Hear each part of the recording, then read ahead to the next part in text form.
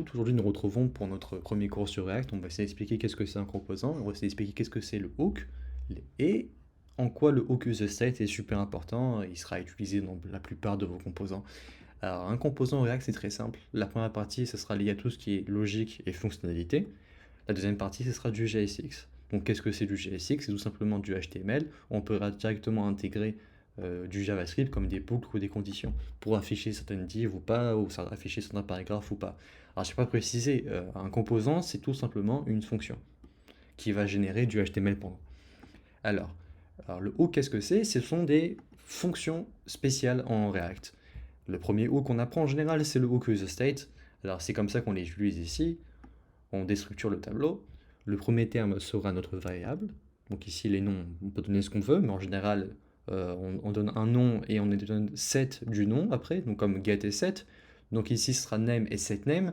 Alors, on pourrait se poser la question, à quoi ça sert d'avoir une fonction spéciale pour à la fin avoir simplement une variable avec une fonction qui peut même modifier la variable? Pourquoi pas utiliser des variables directement?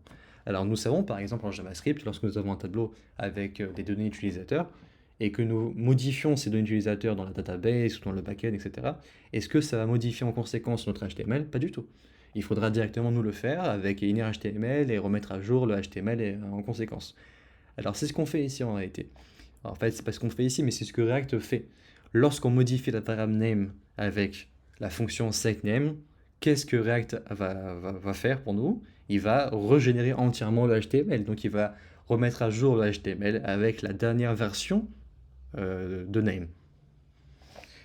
Name, on pourra directement l'intégrer dans notre JSX, car on avait dit que ce JSX en réalité c'est du HTML un peu poussé aux stéroïdes, on peut directement intégrer des valeurs, comme ici on peut directement mettre name.